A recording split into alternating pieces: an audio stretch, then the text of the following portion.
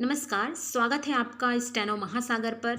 100 शब्द प्रति minute dictation start होगी 5 सेकेंड बाद।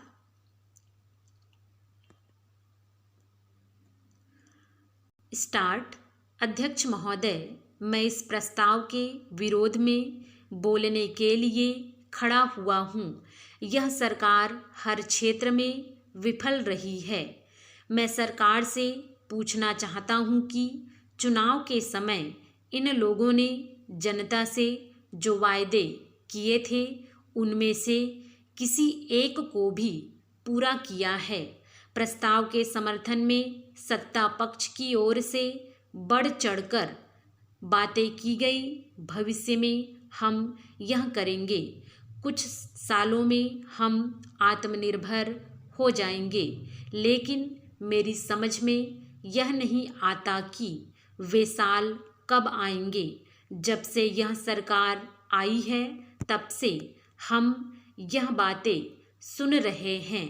प्रस्ताव के समर्थन में कहा गया कि हमने सारे विश्व को दिखा दिया कि हम भी अणुशक्ति संपन्न राष्ट्र हैं। मैं जानना चाहता हूं कि क्या सारे विश्व ने आपको अणुशक्ति संपन्न देश मान लिया है? क्या इसके बुरे परिणाम नहीं हुए? अमेरिका ने भारत पर कई तरह के प्रतिबंध लगाए। यदि आप वास्तव में अणुशक्ति संपन्न हैं तो यह दबाव आप क्यों सह रहे हैं? एक बात मैं और कहना चाहता हूं कि हमारे प्रधानमंत्री शांति की बात करते हैं और शांति बनाए रखने के लिए ही लाहौर की बस यात्रा की, लेकिन मैं जानना चाहता हूं कि उसका परिणाम क्या निकला। पाकिस्तान ने आपकी पीठ पर वार किया और आप शांति दूत बनकर उसे चुपचाप सहते रहे। हमारे सैकड़ों सैनिक कारगिल में मारे गए, लेकिन आपने विश्व को दिखाने के लिए पाकिस्तान की सीमा में प्रवेश नहीं किया। इतना ही नहीं, जब हमारे सैनिकों ने पाकिस्तान के सैनिकों को घेर लिया तो आपने उन्हें वापस जाने का रास्ता दे दिया। सैनिकों की इस तरह की मौत से हमारी जनता को काफ़ी दुख पहुंचा, परंतु इस सरकार ने फिर उसी पाकिस्तान से शांति वार्ता कायम करने का विचार बना लिया है।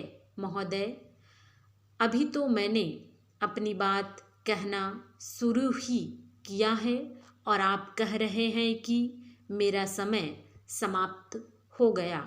छोटे दलों के साथ इस तरह का अन्याय नहीं होना चाहिए।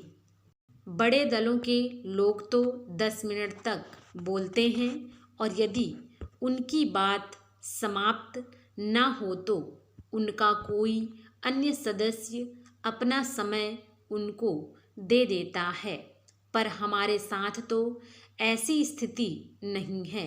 मैं तो अपने दल का अकेला सदस्य हूँ, अतः मैं निवेदन करना चाहता हूँ कि मुझे कम से कम 2 मिनट का समय और दिया जाए, जिससे मैं अपनी पूरी बात कह सकूं।